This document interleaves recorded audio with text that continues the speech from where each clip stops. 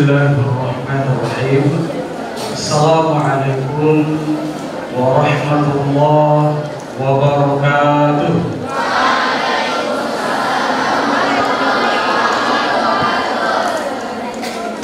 Alhamdulillahi wa kafa. Wassalatu wassalamu ala nabiyyina Mustafa wa ala alihi wa sahbihi wa mawalah. Wala hawla wala quwwata illa billah. Rabbi shrah li sadri wa yassir li amri wahlul 'uqdatam min lisani yafqahu qawli.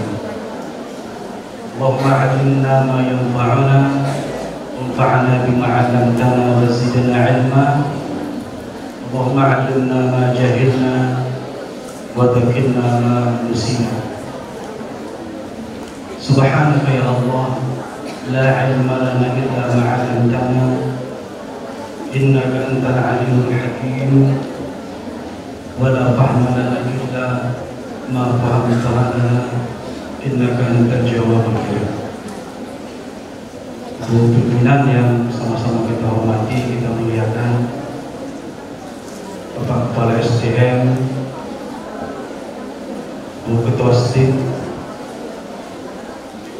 staf ahli, kepala DMP, kepala KMI, para dosen, dewan guru, seluruh keluarga besar perguruan tinggi Padang Panjang, dan terkhusus pada anak-anak kami semuanya yang solehah-solehah insyaallah. Dan ini sebagaimana tadi disampaikan oleh pimpinan, salah satu bentuk kasih sayang Allah kepada kita. Karena Allah tahu masih banyak dosa kita. Allah tahu masih banyak kesilapan, kekurangan kita. Sehingga Allah kasih kesempatan Ramadan supaya apa? Supaya merengek kita sama Allah. Bentangkan saja di malam-malam Ramadan kita. Minta sama Allah. Dengan modal kegembiraan kita, menjadikan ini bekal kita sehingga kita bisa menyambut Ramadan dengan penuh gembira, dengan penuh kelapangan hati, dan tentunya dengan penuh semangat, sehingga mengantarkan kita mudah-mudahan hamba-hamba yang dicintai Allah dan diampunkan dosa-dosa kita. Amin. Ya, sedikit mengulas esensi tarhib. Ya. Kalau tidak salah tahun lalu kita juga sudah mengadakan tarhib Ramadan. Bahkan setiap tahun selalu kita berkumpul di tempat yang sama dengan agenda yang sama, tapi pada akhirnya di finish Ramadan nilainya berbeda-beda, kondisi imannya berbeda-beda. Barangkali start kita masih ada yang perlu diperbaiki. Start kita mengawali perjalanan kita di Ramadan ini akan menentukan finish kita nanti ketika kita sampai atau mengakhiri Ramadan. Maka ini perlu untuk kita lakukan bersama agar kiranya ketika kita disampaikan Allah di bulan Ramadan, kita bisa menyambutnya dengan kelapangan hati. Karena kalau dilihat dari sisi bahasa, tarhib bukan tarhib, tarhab pakai ha, ya. Tarhib itu secara asal katanya berasal dari kata rahiba yarhabu, yang artinya luas, lebar, dan lapang. Kalau dalam kajian sorof atau nahwunya ini bentuk fi'il lazim yang nggak butuh objek atau nggak butuh maf'ul. Nah, ketika fi'il itu menjadi rahaba, yurahibu, ada tambahan tasydid, berarti fi'il ini menjadi fi'il muta'addi yang butuh objek. Artinya ada proses di situ, ada satu tindakan di situ, sehingga artinya menjadi menyambut atau menerima dengan penuh kelapangan, keluasan, dan keterbukaan hati. Jadi bahasa singkatnya, lapang hati kita dengan datangnya bulan Ramadan ketika kata tarhib itu disandingkan dengan Ramadan. Tarhib Ramadan artinya kita siap menyambut kedatangan bulan Ramadan dengan penuh kelapangan hati. Nah, ini akan menjadi energi kita nanti ketika kita mengisi waktu-waktu kita di Ramadan. Kalau ini masih bermasalah, jangan harap kita sampai berdus-dus Al-Quran di masjid.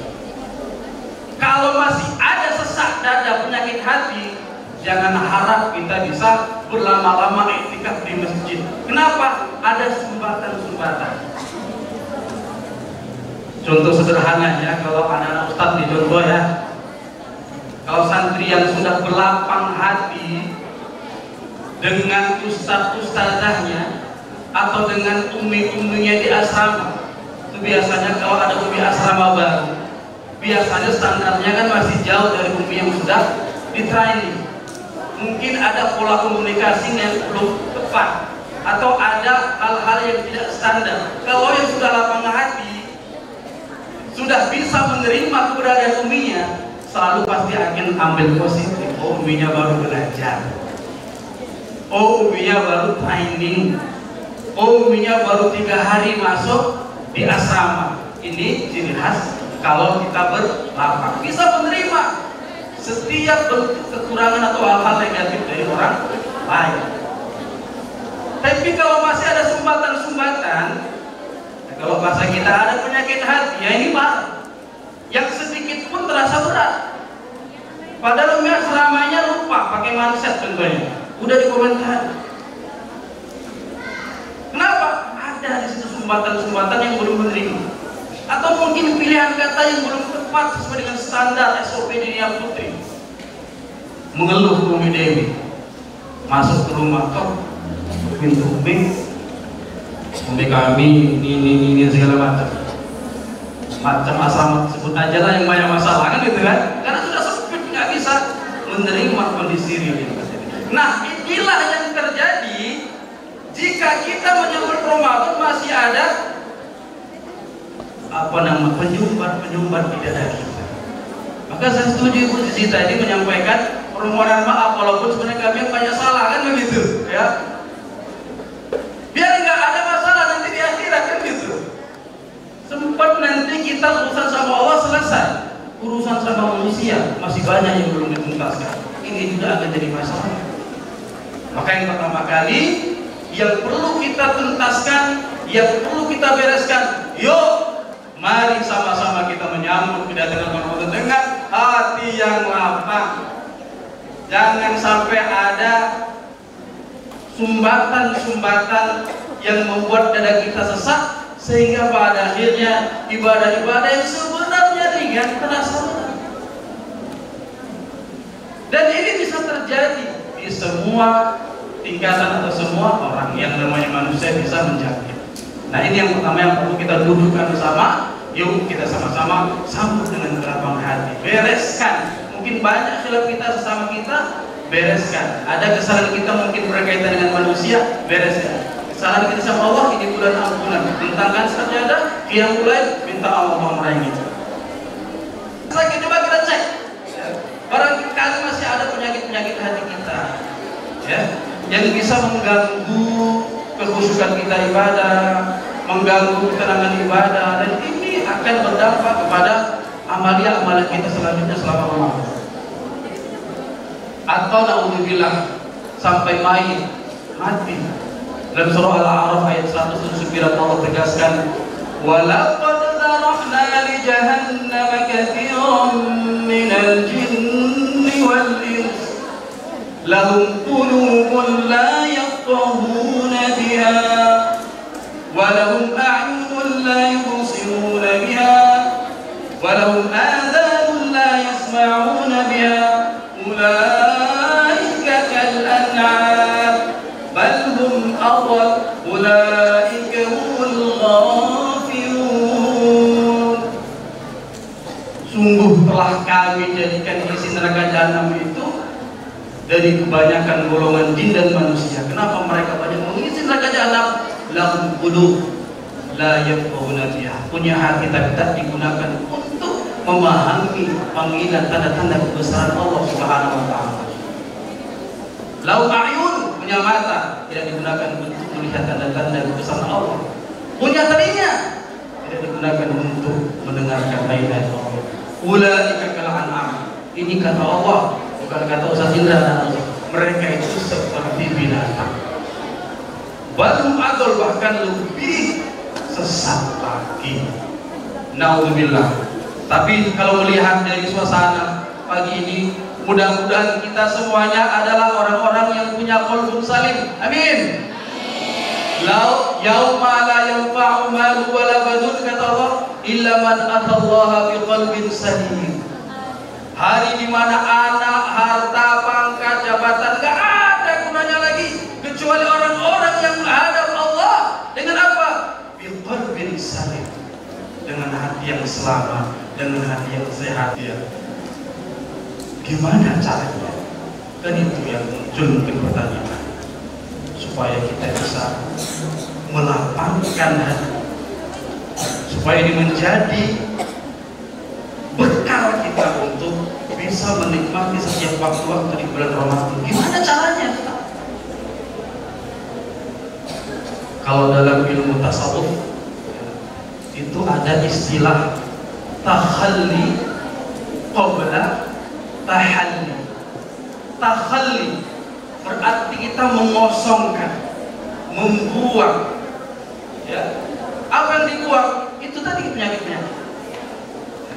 Tahalli berarti kita isi hati kita, kita hiasi hati kita dengan hal-hal yang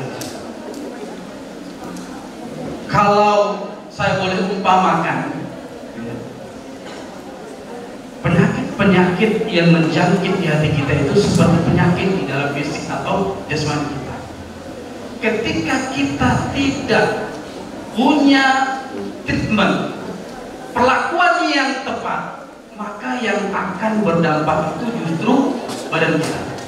Apa yang terjadi kalau di dalam diri kita ada penyakit yang nggak kita bereskan? Sampai yaumul qiyamah kita akan merasakan penderitaan itu. Maka ada langkah konkret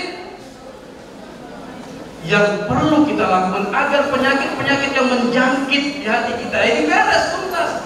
Apapun penyakit yang melekat di diri kita hari ini, penyakit-penyakit spiritual kita, kalau kita nggak ada usaha untuk menghilangkan, jangan harap kita menjadi orang-orang yang lapang dada kita. Jangan harap.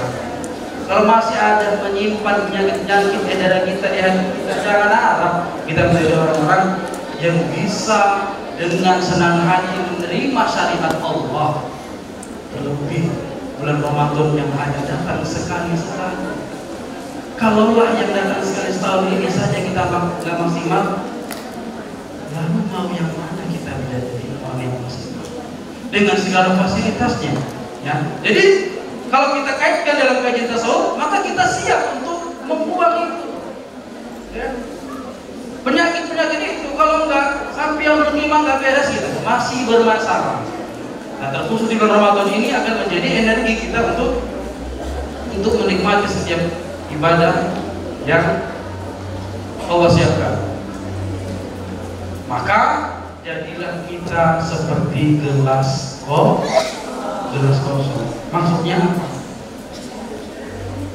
Kalau kita masih merasa ini, merasa itu, merasa apalah yang kita rasakan, tidak akan ada yang kita terima dari sekeliling kita. Kita merasa ibadah kita sudah oke, qiyamul kita sudah keren, tilawah kita sudah mantap. Tidak semangat kita untuk sampai di bulan Ramadan. Kita merasa udah lebih pengalaman, gak akan ada manfaat yang kita dapatkan. Tapi kalau kita memposisikan sebagai gelas kosong, di aula ini saja kalau kita memposisikan gelas kosong, banyak hal-hal manfaat yang kita dapatkan. Ya? Banyak hal-hal positif yang kita rasakan. Tapi kalau kita sudah memposisikan sebagai gelas yang penuh, apapun yang disampaikan Ustaz, kaji lamo, dan gitu ya kan. Karena kita sudah memposisikan sebagai gelas penuh, nggak bisa lagi diisi. Posisikan kita selalu belas kosong. Itulah kalau dalam bahasa agama ya murni total ikhlas karena Allah Subhanahu wa taala. Kita benar-benar bisa memurnikan setiap hati kita ini dari hal-hal yang bisa merusak dan menutupi itu hidayah yang sebenarnya sudah dekat amal kita.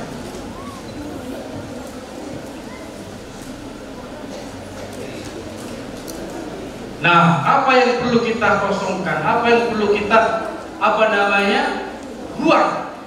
Nah, inilah yang sering merusak keseharian kita. Mungkin masih ada takabur, masih ada ujub, hasad, riya, namimah, gitu. Apalagi kita itu gunjing orang. Ini menjangkit ke semua. Kalau kalangan santri mungkin ustadz-ustadz atau ustazahnya yang dikomentari, ya kan? Awas, bentar lagi datang Umi Jawrab. Umi Jawrab, apa Jawrab artinya? Kaos kah? Ustaz dulu waktu datang kemari nggak tahu apa maksud Umi Jawrab ini. Ustaz kira Umi yang jualan Jawrab kan gitu. Umi yang jualan kaos kah? Ternyata ada pula label dari santri. Kalau ada Umi asrama yang ingatkan kaos kaki, dapat label Umi Jawrab. Gitu ya.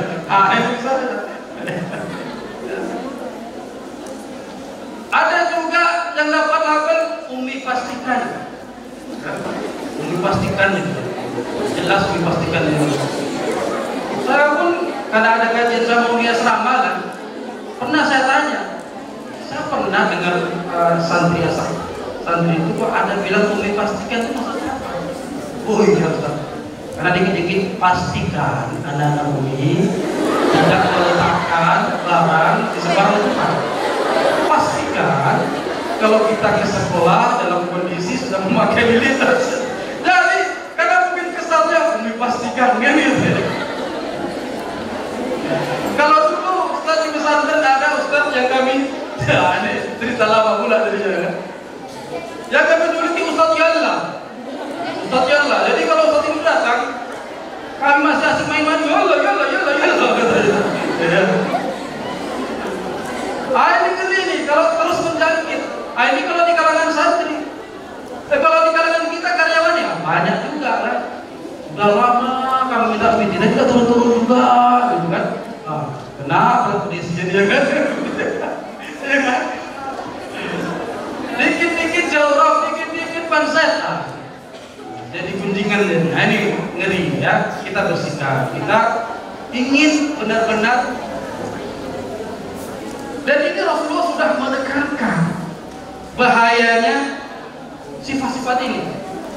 Apa kata Rasulullah? Thalathun muhlikat. Ada 3 hal yang bisa merusak amalan kalian, merusak amalan manusia. Apa itu? Syuhul muta', kegigiran yang bersangat. Hawa muttaba', selalu mendepankan ego, mengikuti hawa nafsunya. Wa ijabul mar'i bi nafsi, orang yang selalu lucu, membanggakan diri. Ini ngeri, bisa merusak amalan kita. Dan perlu kita ibarat tadi media operasi, perlu kita operasi. Yang maksudnya kita takhallikan. Kita hilangkan biar nikmat kita ibadah. Ya. Apa yang kita isi?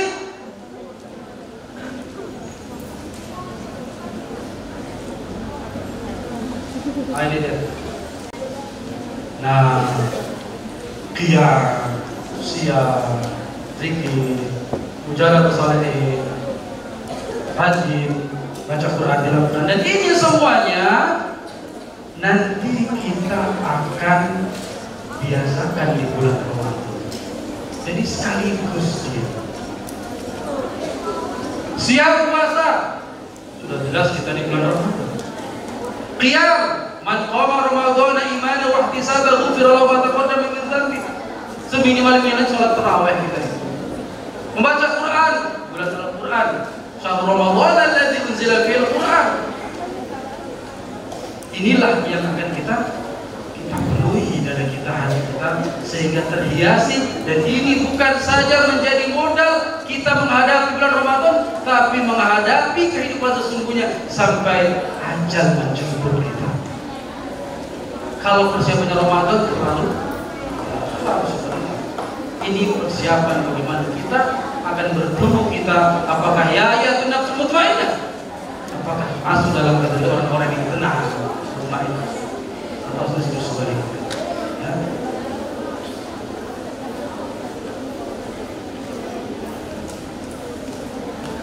Nah, kalau jasmani kita sudah sakit, seenak apapun makanan itu nggak akan nikmat.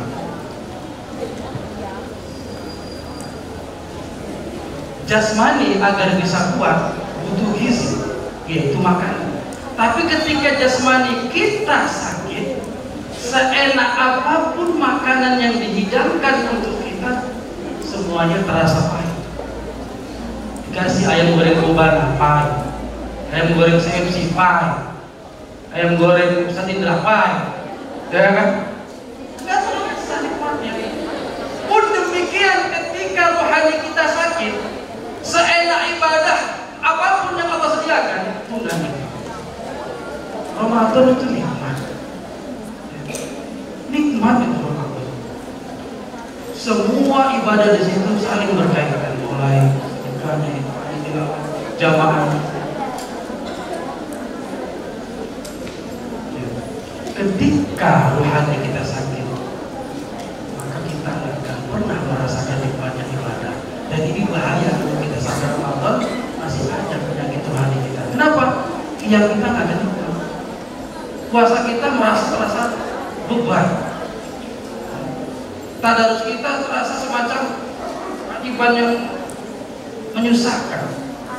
Sebagaimana fisik jika sakit akan nikmat ketika disuguhkan makanan enak, pun demikian jasmani kita, rohani kita ketika sakit tak akan nikmat mendapatkan ibadah-ibadah yang penuh dengan kenikmatan.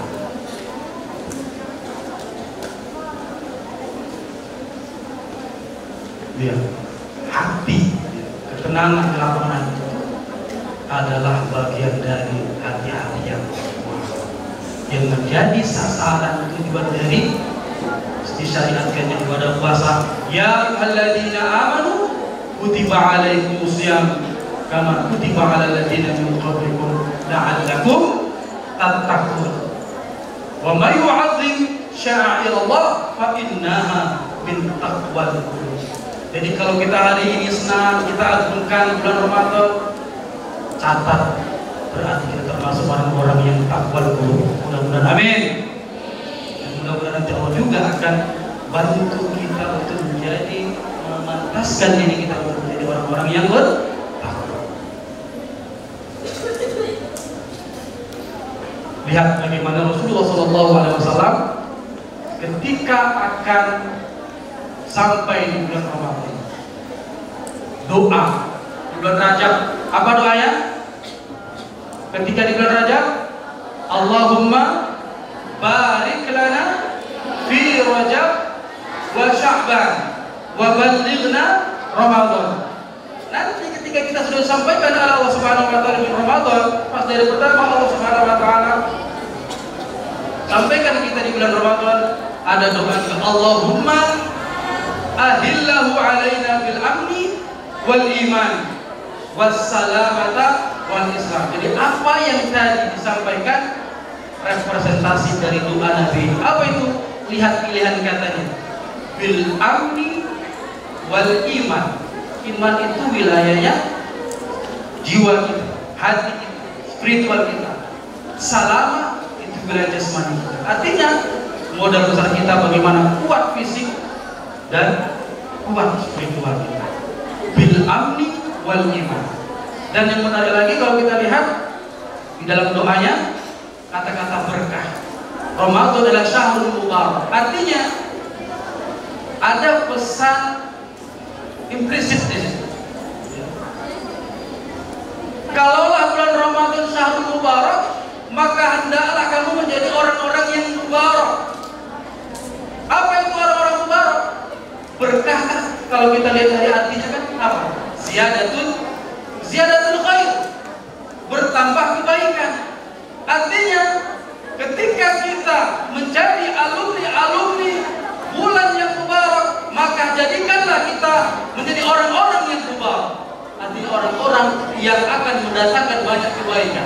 Jabatan yang mubarak, jabatan yang berkah adalah jabatan yang banyak mendatangkan kebaikan. Harta yang mubarak, harta yang berkah adalah harta yang mendatangkan banyak kebaikan. Santri yang mubarak adalah santri yang banyak mendatangkan pintu-pintu kebaikan. Guru-guru karyawan, para ustaz, pengajar yang mubarak adalah mereka-mereka yang banyak membuka pintu-pintu kebaikan. Itu pesan tersirat dari bulan Ramadan, Syahrul Mubarak. Handphone yang mubarak adalah handphone yang mendatangkan banyak kebaikan. Ini.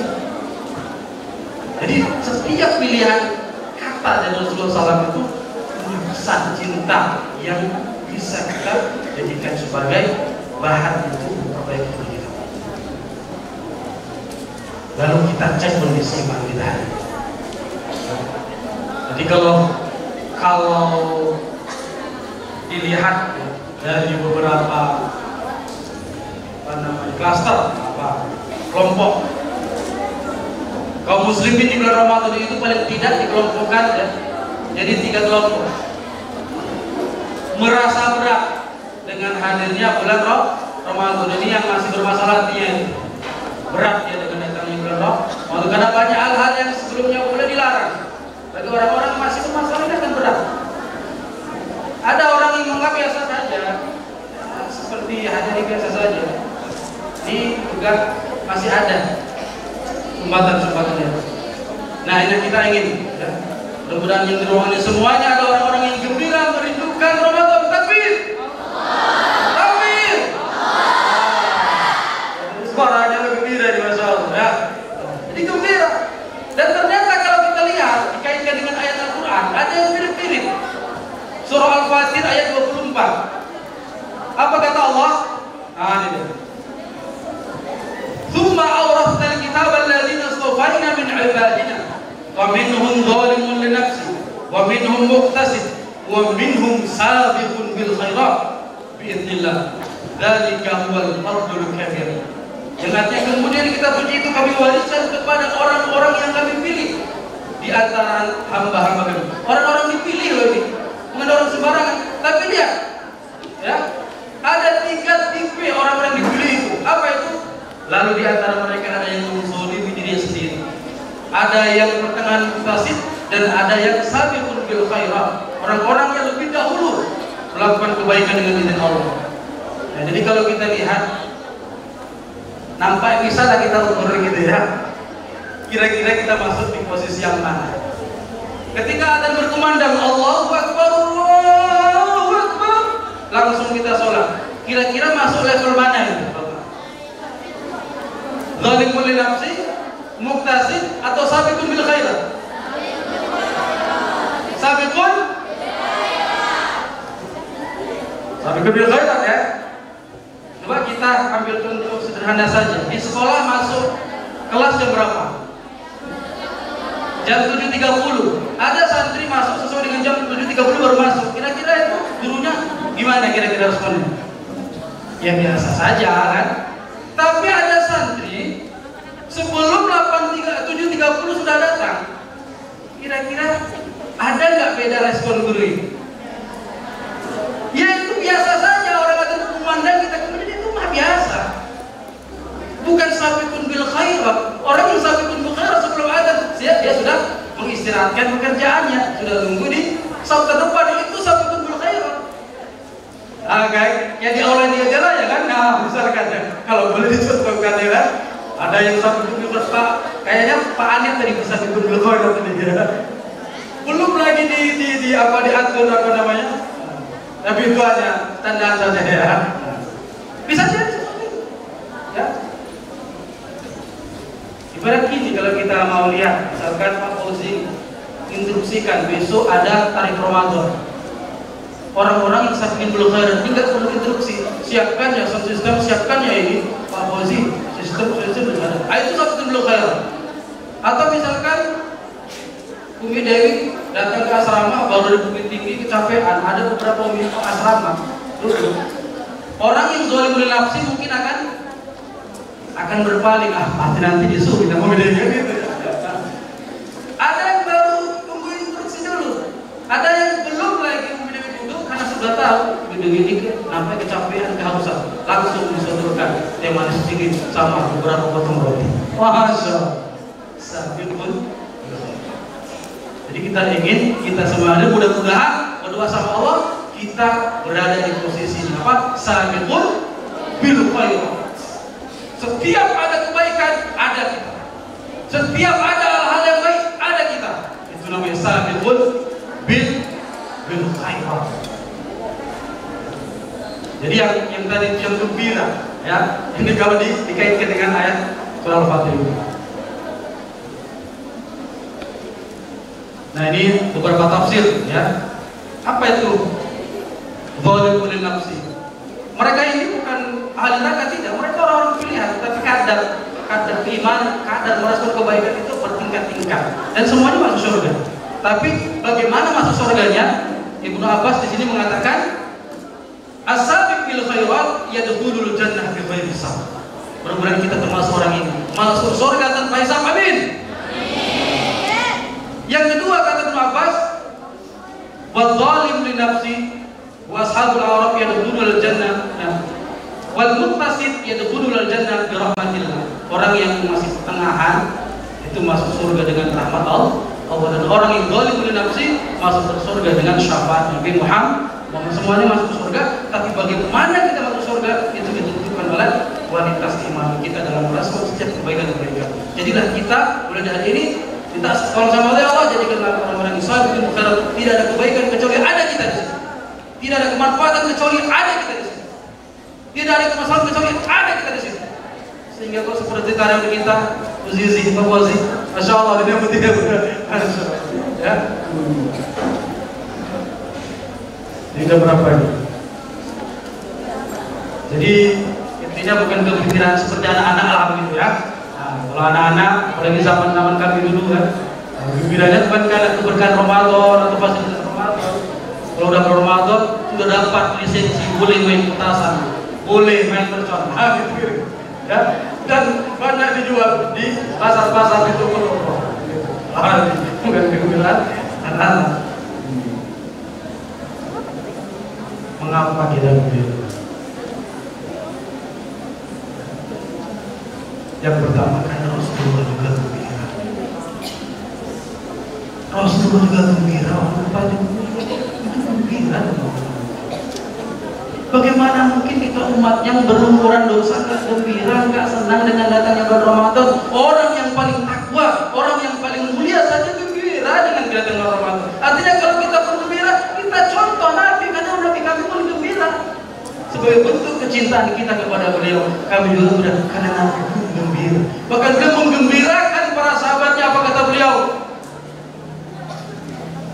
Qad jaa atakum Ramadan, syahrun mubarak.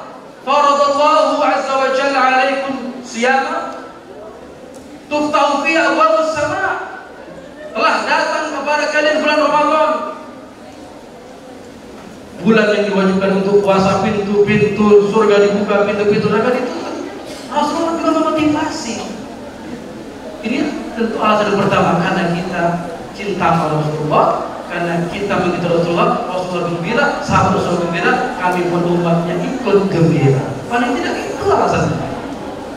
Yang kedua, nah ini tebak-tebakan nih. Yang bisa jawab tentu santri aja lah ya, kalau sesuatunya kayaknya udah tahu ya. Tamu posisinya pengguna fasilitas, sudah wajar ya, namanya tamu pasti memanfaatkan fasilitas. Tuan rumah penyedia fasilitas, ya namanya tamu pasti menyedia fasilitas. Tapi ada tamu dia nggak menyiapkan fasilitas, justru pengguna penyedia fasilitas, justru tuan rumahnya yang menggunakan fasilitas. Apakah itu? Nah, Ustaz, ada yang tahu? Sudah siapkan hadiah nih dari Mekah, antarkan rumah. Oh ya. Ada tasbih digital. Khas Saudi Arabia, ya kan? Ada yang tahu apa kira-kira ini? Tamu dia posisi sebagai pengguna fasilitas, tuan rumah justru penyedia fasilitas, sama, maksudnya wajar. ada tamu, dia penyedia fasilitas, malah tuan rumahnya ya. Makan fasilitas ini ada mainan kunci, I love Madinah. Mudah-mudahan dapat bisa disampaikan kembali. Ya, silakan yang di atas, angkat tangan tadi ya. Ada? Oke. Baik, langsung saja ya, karena waktu kita singkat. Tamu pengguna fasilitas. Pokoknya yang namanya pengguna fasilitas itu hamba Allah.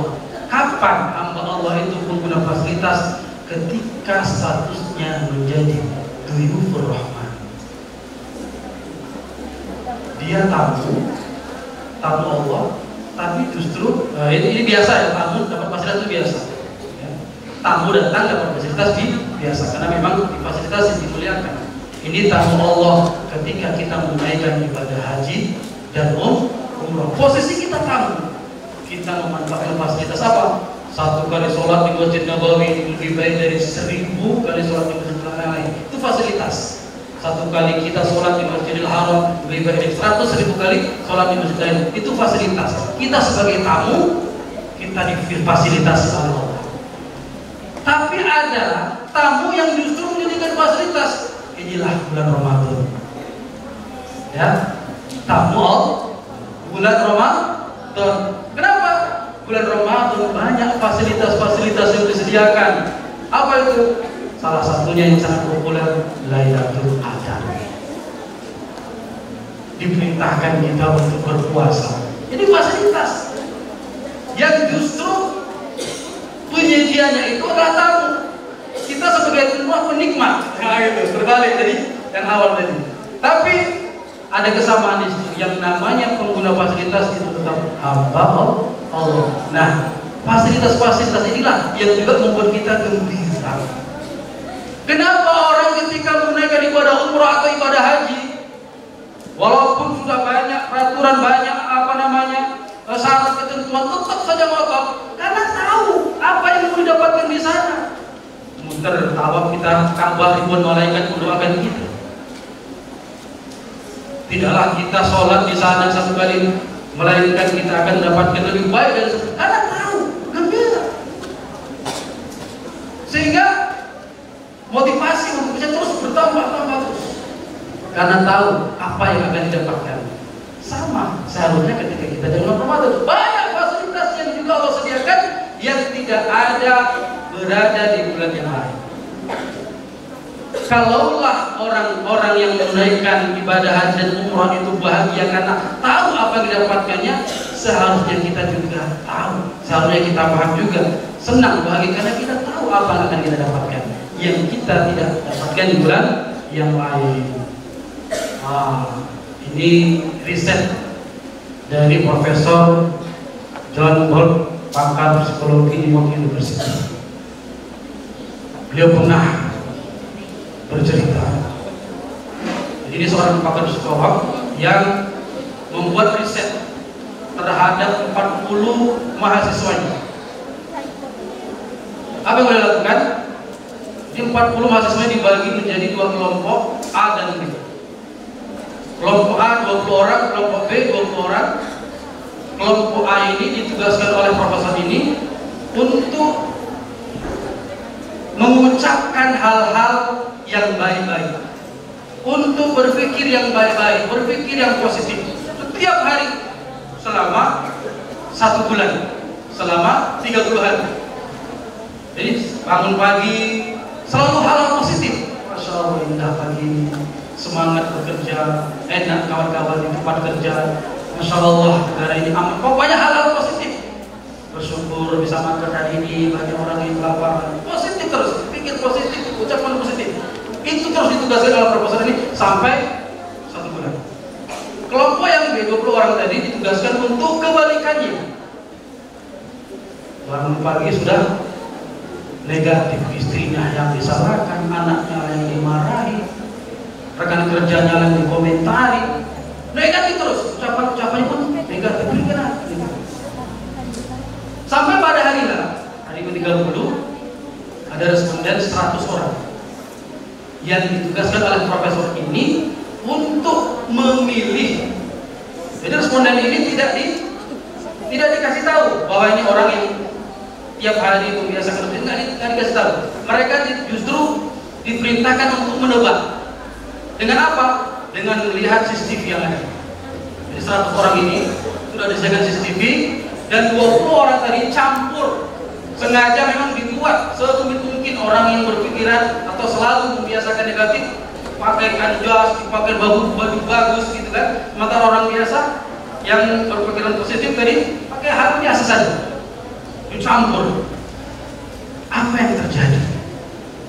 Setelah 3 jam mengamati, dari 100 responden tadi yang diperintahkan untuk memilah mana yang orang positif, mana yang orang negatif, 95% jawabannya betul dari 100 orang yang ditugaskan oleh profesor tadi. Lalu mereka penasaran, kok bisa begitu? Apa kata profesor ini? Ketahuilah, sesungguhnya di dalam tubuh manusia itu ada miliaran, bahkan triliunan sel yang setiap hari sel-sel ini akan mati, miliaran mati, dan akan diganti dengan sel-sel baru. Orang yang menggantinya dengan hal-hal positif ini di hari yang ke-30 akan menjadi kebiasaan yang sulit untuk dilupakan, akan menjadi karakter. Sebaliknya, ketika sel baru ini berganti, hal-hal negatif yang mengisinya hari ke-30 itu akan sulit untuk dilepaskan. Itu juga ada di dalam Islam, yaitu puasa. Ini secara sains dibuktikan oleh profesor tadi. Di bulan Ramadan semua positif. Kita menahan marah, kita menahan lisan kita menahan tangan, pandangan, kaki, tidak hal lain. Allah tidak ridho, kita menahan. Kita semuanya hal positif. Maka wajar kalau ada satu ungkapan orang-orang yang sudah selesai menunaikan ibadah puasa kayaumin waladatu ummuh. Orang-orang yang sudah tuntas bulan Ramadan dengan standar yang Allah sudah tetapkan dan Rasulnya sudah sampaikan, kayaumin waladatu, seperti bayi-bayi yang baru dilahirkan. Kenapa? Karena diisi sel-sel yang berganti tadi dengan hal-hal baik di bulan Ramadan. Dan sekarang kita akan menyambut bulan Ramadan. Mudah-mudahan hal-hal baik, amalan-amalan sunnah, amalan-amalan yang sudah dicontohkan oleh Rasulullah SAW itu juga bisa kita biasakan, sehingga pada akhirnya kita seperti bayi-bayi yang baru dilahirkan tanpa dosa, dan Allah ridho sama kita, Allah ampuni dosa kita, dan Allah lipat gandakan pahala kita. Demikian yang dapat kami sampaikan. Banyak maaf atas segala kekhilafan. Terima kasih atas segala perhatian. Kalaulah ada sumur di ladang, bolehlah kita menumpang mandi. Kalau tak ada sumur di ladang, jangan sampai kalian tak mandi. Kalau ada sumur di ladang, bolehlah kita menumpang mandi. Kalau ada umur yang panjang, bolehlah kita hidup lagi. Kalau ada jarum yang patah, jangan disimpan di dalam peti. Kalau ada kata yang salah, jangan disimpan di dalam hati. Kalau ada jarum yang patah, siapa yang matahin? Kalau ada kata yang salah, maafkan ambu lahir dan batin. Selamat menunaikan ibadah puasa. Wassalamualaikum.